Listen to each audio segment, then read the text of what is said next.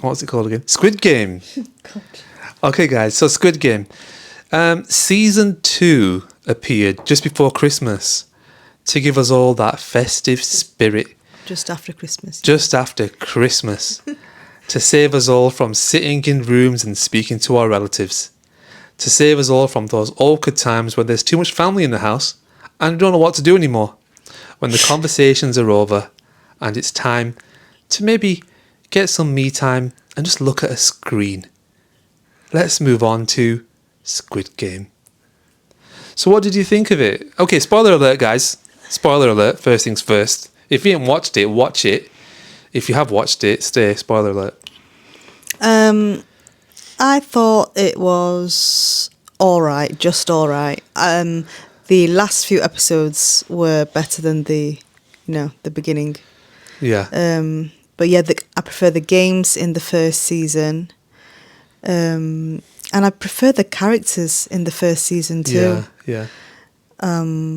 Yeah. But yeah, I do feel like I think it's a bit of a slow and a bit abrupt ending wise because they, trying to connect it to season 3. So it's like an opener for season 3, which they've already filmed, I believe. That's it. Hard to judge because it's half a season, really. But the thing is, guys, Squid Game is one of them shows like Lost and like Heroes, if you remember those, yeah. It's one of those where great idea, great start, but that's as far as the writers have thought about it. They've just thought about the beginning, sold it, made a hell of a lot of money, things are going good. We don't know what to do next. We don't know where it's going to go. We've kind of left it quite open-ended. And things just go weird. It doesn't work out. Great start. Gets worse and worse and worse and worse and worse the more you watch it. Heist. Money Heist. Money Heist. To be fair, the first one was okay, and then after that was just like, no. Yeah, the first one was okay, but I've got to be honest, I hated Money Heist quite early. Yeah, I get you. Because there were some very immature characters in there. And I'm like, you're the best. You're the cream of the crop. You're the best of the best, like in terms of bank robbers and all this lot. You're the best of the best, and you're like proper immature and childish. Yeah, I get you. Oh, go away. Go to bed. I hate it when the characters are not like realistic. Yeah. Or the storyline is not realistic. Yeah. I know it's a movie, but if it's, do you know what I mean? If it's so beyond realistic, I'm just like, I'm not watching this. Yeah. For me, it's like when they say things like, this is the best safe cracker on earth. Cool. A bit quirky. Cool. But then if you, at some point, mess up cracking a safe, I'm sorry, it's all gone for me. I'm like, nope. And that's kind of what was happening. Anyway, bring it back to Squid Game. It's one of them where great start, but it's just going to get worse. That's my opinion, especially after seeing the end of like season 2 or season 2A, let's call it. Because it's just going weird, really. I mean, to look into a few things, there's that copper who none of his like coppers believed him, so he started looking for the game by himself. The island, yeah. Started looking for the island himself, like looking for a few years. For 2 years. Yeah, with some random like ship ferry dude who rescued him from the island. Yeah, the captain. Yeah. I'm like, but wait a minute. I'm like, how did he get there in the first place then? How did he get there in the first place? I've forgotten, but how did he get there in the first place if you can't get there again? Like, what? So there's that. And then there's the new characters. No, actually, let's stick to the first character, the guy who's actually successful. Number 4, 5, 6, right? It don't make no sense, really. Okay, you got a lot of cash and you got your own place and stuff, right? I would be thinking that this organisation who gave me this money and all this is so powerful that they're tracking me. They know what I'm doing at all times. I'd have to go to the other side of the world to even get a chance of not being followed by them. That's what I would be thinking, wouldn't you? Yeah. Or would you think, okay, I'm just going to stay in the same city and they won't know what I'm doing? They won't know I've got a firing range in my own place and that I've hired loads of local goons to, like, hunt them down again. Like, no, they would know. This is a powerful organisation. They would know. I mean, the organisation was powerful enough, smart enough to take the tracker out of his tooth. You think they're not watching your every move? Of course they are. Bit naive, bit silly. And then, yeah, so he manages to get in. If we fast forward to, like, just through his story, he manages to get into the place and he relies on one tracker in his tooth. He's got nothing else. No other backup, no second tracker somewhere else. I mean, he's probably limited on places that you can put trackers. But, like, do you know what I mean? Like, it just, so much of it just didn't make sense. It was just too weak in too many places. And he's there and he's in. And now he's like, you're in the game now and you're back to square one because they've changed the games, which I was glad to see. And so you've put your life at risk again. And you're proper outnumbered. You're now surrounded by the game, surrounded by all their guns, their cameras. You're sleeping in their bed at night. Do you think you're still winning? Do you think you've still got a plan that's going to work? And then that guy, number one, who is like the front man, the guy who's running the games, and he's the boss. Yeah. Dude. Yeah. Why would you put yourself in the game? Yeah, argument like, yeah, okay, to make yourself closer to 4, 5, 6, Yeah. to have a bit of a conversation with him. I get it. But at the same time, there Befriend him, yeah. But at the same time, there are so many variables. You're surrounding yourself with a bunch of random people. Any of them could have killed number one at any point. It's not as if the guards were physically close enough, really, to, like, kill someone before they kill him. You know? Yeah. But I think they tried to portray him as, like, someone who can look after himself really well, though. Like, Yeah. how he killed that guy in that room. Yeah. He was taking care of himself, wasn't he, pretty well. Ruthless like that. But yeah, still weird, still questions. Then I've got the recruiter guy, the Dachi guy, the guy who recruits you at the platforms. Okay. Yeah. So there's him. And I wanted to know more about his story. He talks about how he was brought in. And he was brought in as, like, basically a killer.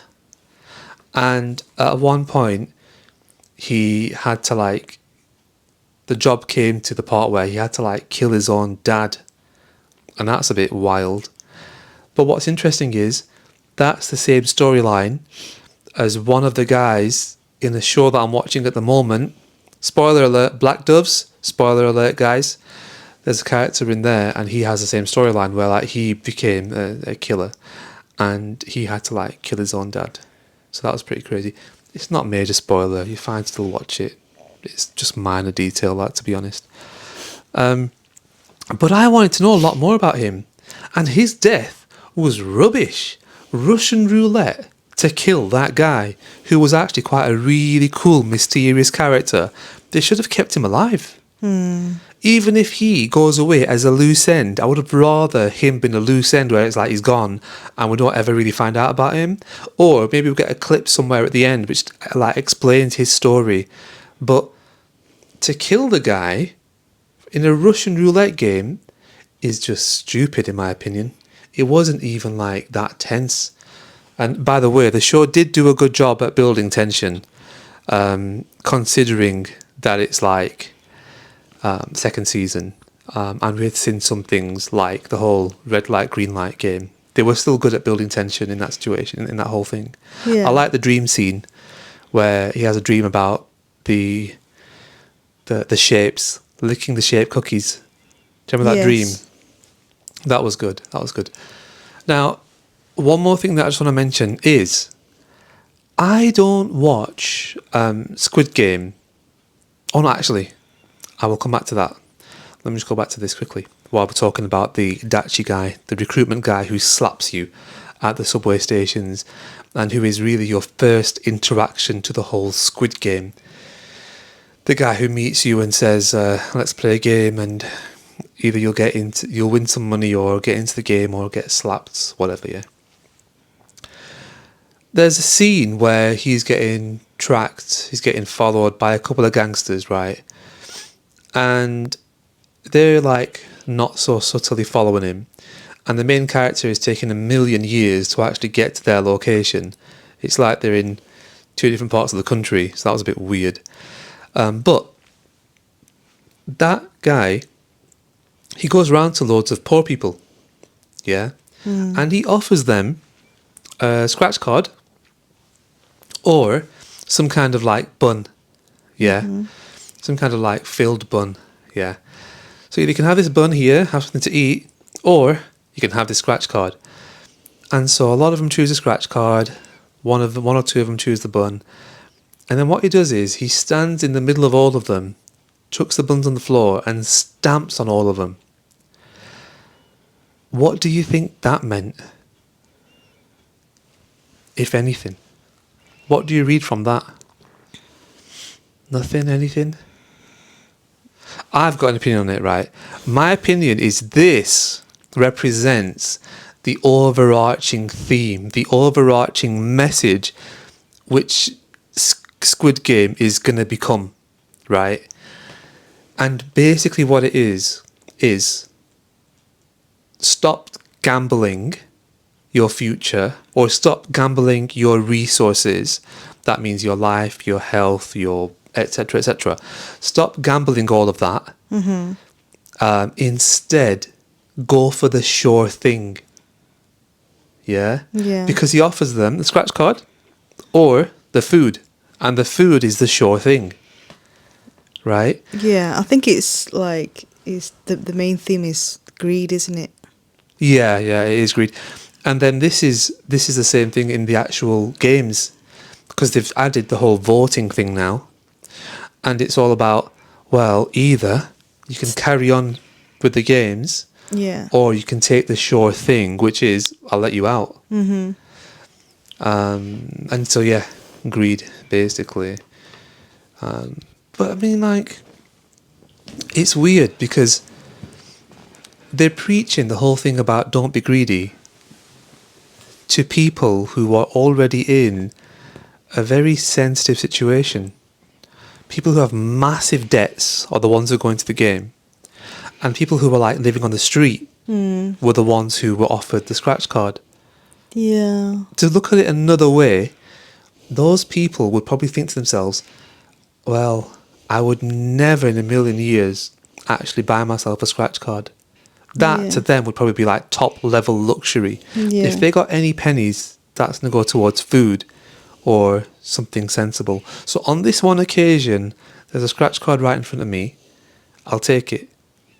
Whereas that guy's like, not even in that situation should you take the scratch card. But equally arguable, isn't it? Always make the safe decision. Every single time. You know what I mean? But yeah, I feel like they're pushing that message, and they're going to push it much harder in the second half of the second season. That's what the guy's going to say. See, I offered you guys a way out after every single game, and what did you all choose? Like that. It's going to go down those kinds of roads, basically. Okay. Yeah. What do you think? Well, why do you think that they added the whole voting thing and that? What do you think? What are your thoughts on the season or series? Any favourite characters in that? Anything? I didn't like the shaman woman. She The was shaman, yeah. annoying AF. Yeah. She was a bit OTT, really. Do you know what I Not think she is? realistic. Do you know what I think she is? Right. I think she is a device used by the writers to allow the writers to just say whatever they want to say. Because she can say random things and it fits in with her character. But these are things which the writers just want to say. Okay. Yeah, like, you were not supposed to live this long, blah, blah, blah. and or it's relating to foreshadowing, where she can Yeah. say things which like will come true later on. I'm just like, Yeah. I get it. It's weak. But it's still annoying. Yeah, it's a sign of like things going a bit weak, in my opinion. I like the mother and son duo. Oh yes, Um, that brings me on to a point. that they were good characters. I'll come back to it. You know, pulls on the heartstrings a little bit when there's a mom and son, Yeah, or mom in general. Who else did I like? Weren't really bothered about that couple, the pregnant girl and the boyfriend. Weren't Same bothered here. about them. I didn't care about them. Didn't feel like they were that important or No. good acting. Nah. You know the rapper dude that died. He was rubbish. So in real life, he's from a K-pop group Is he Korean? called. Yeah, they all Oh, Korean. they're all Korean. Why? Why for a second did I think they were Japanese? I don't know why. For God's sake. I don't know why. Right, he's K-pop. Right, okay. Big Bang. So he was like the rapper from Big Bang, hence why he couldn't control himself and did a bit of rapping and dancing in the show. Very But cringe apparently- character. Yeah. So apparently, you know, what's his name? Can't remember the actor's name now, but number 456. Oh yeah, the main 456. guy. Yeah.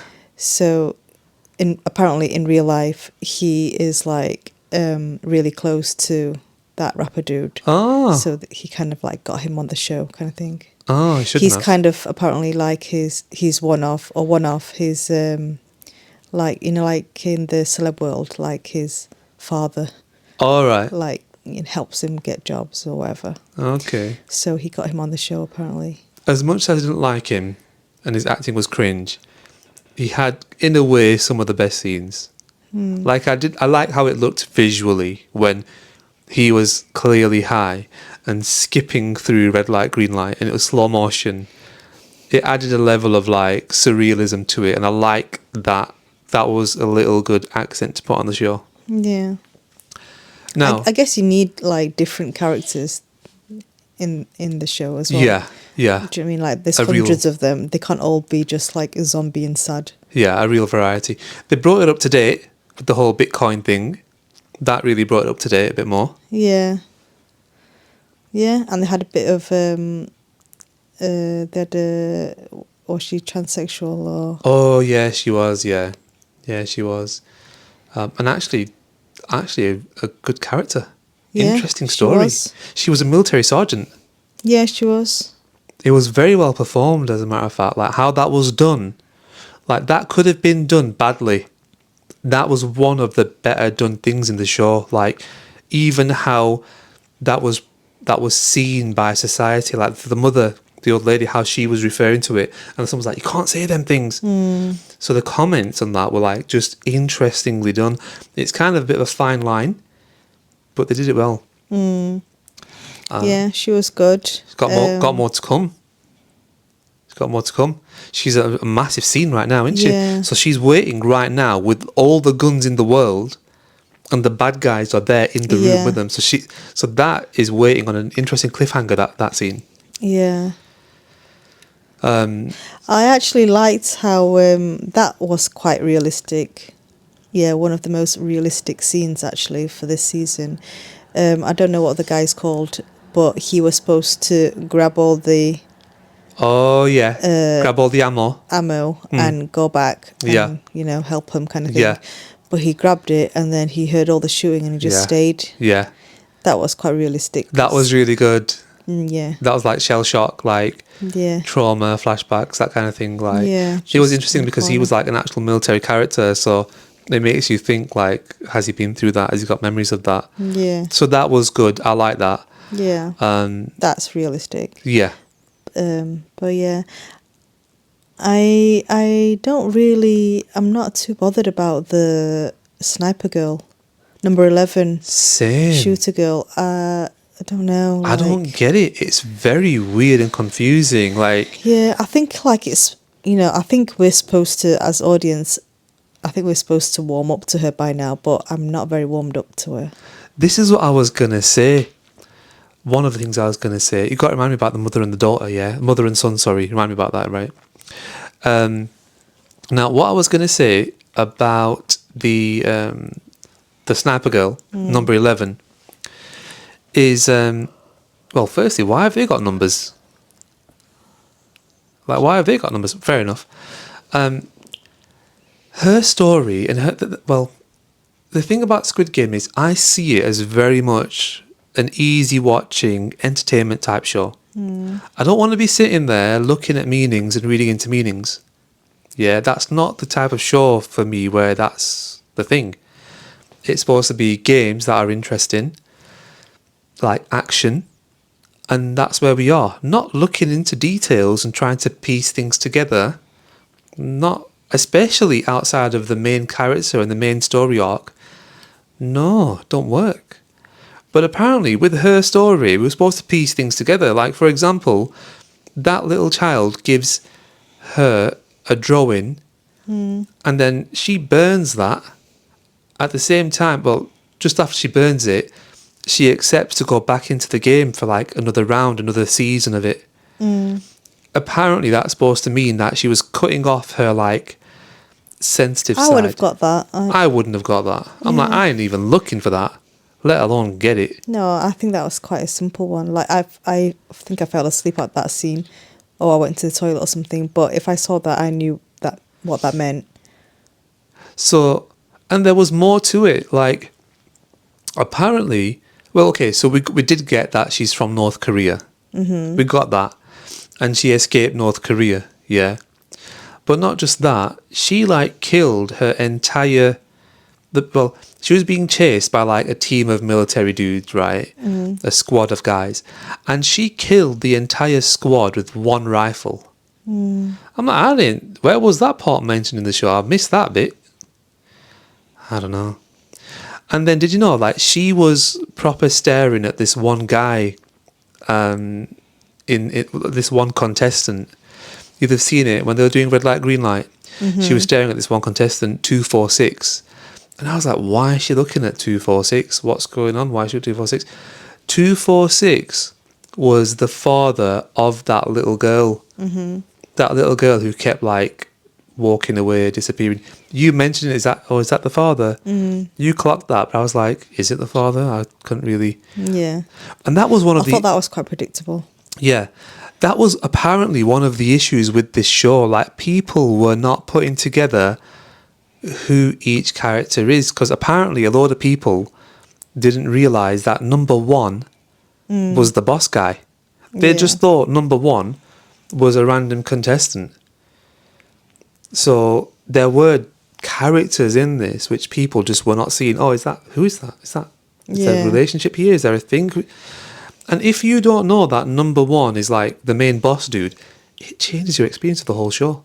Yeah. Doesn't it? I think some people like think, a lot of these characters look alike, so they kind of didn't understand.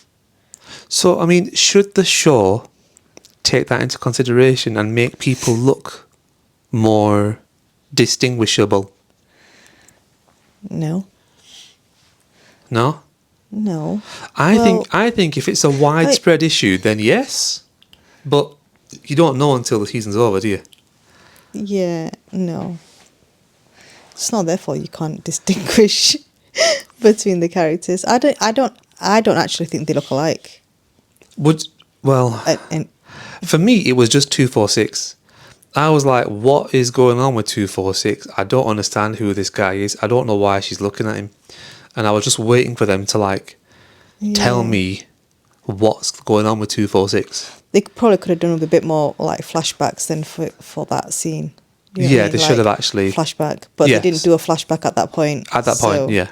If that probably would have helped. That would have fixed it for me actually. That would have worked. Editing issue. Yeah. But yes, yeah.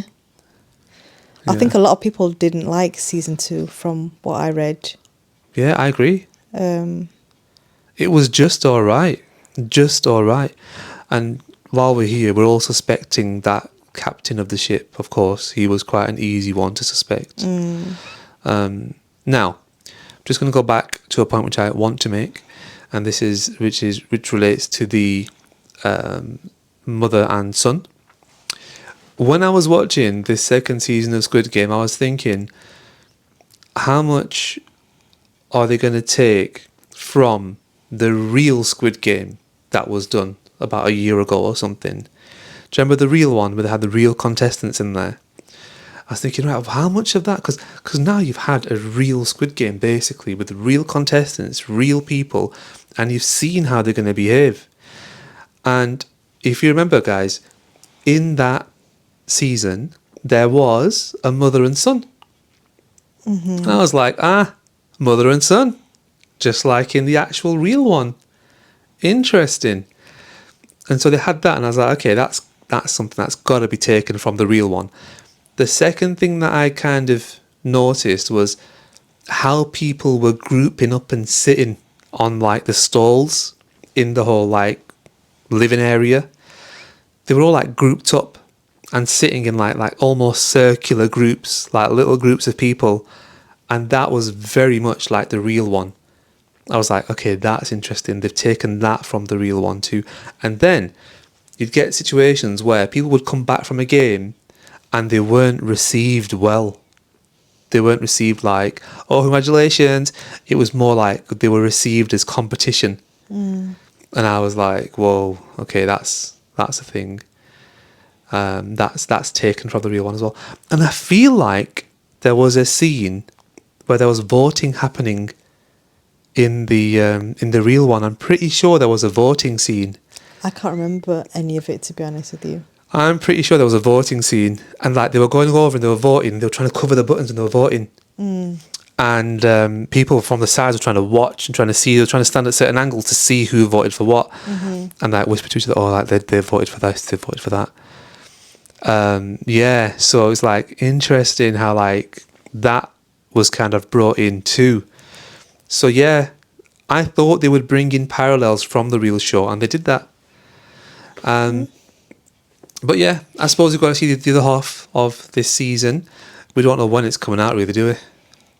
It's apparently been filmed, so they said like maybe summer 2025. Summer? To be honest, I feel like I won't care by then. But whatever, I'll take it, I'll watch it, but that's that. But yeah, for me, that's basically it. Is that basically it for you? Yeah. Yeah? It was just alright, wasn't it? Yeah. Yeah. And by now, we know that number one is a plant every time. Because number one was a plant in the first one. Number one is a plant this time. Why wasn't 4, 5, 6 thinking number one's a plant? And they haven't explained yet anyway. What's the relationship between the old number one, as in the old man who died, and this boss man, this new number one now? Yeah. Like, how did he pass the torch? Yeah. There's apparently a bit of a storyline where the old number one talks about his lack of relationship with his son, where they never had a real relationship. So I'm thinking this is his son. That's what I'm thinking, but I don't know. Okay. All a bit weird. Isn't it weird how like the old guy, the old number one from first season, apparently he was like that rich, his life was boring, so he created this game for excitement. I'm like, kill people. Mass murder. That's what got you excited. Yeah. Come on. This is the thing. They're going to really struggle to explain it all, to make it make sense. Especially justifying that level of like mass attack. They're going to struggle to justify that and to make that make sense. That's going to be like, no, this ain't going to make sense. No matter how they do it, it ain't going to balance it out. It's going to be a bit off. So, should they try, really? You know? Anyway, I'm going to call it there. You done? Yeah. Everything covered? Yeah. Okay, cool. But last thing. There was a bit of the Korean female star that came out of the first season, wasn't there? That girl who came out and she was a bit famous-y. Do you remember? Don't know if you remember. But there was one of the female characters got quite far and she was a bit like, she got like quite fame and stuff, blah, blah, blah. The model. Okay, that's the one. Yeah, she was a model, and she acted as one of the last three. Yeah. In the last season. Yeah. And then like she basically came out and like smashed it, which would make sense because she's like big time show. I'm curious as to who's gonna come out and smash it from this season. Like, who are the new like big stars gonna be from this I feel like they're all quite big. already? Like the main ones are quite big.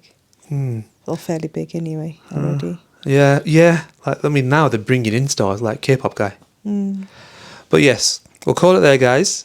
Thanks for watching. Thanks for listening. Those were 3 pretty current topics, I'd say, covered right here and right there. Yeah. So like, subscribe and share, guys, and we will catch you in the next one. Take it easy and see you later. Bye.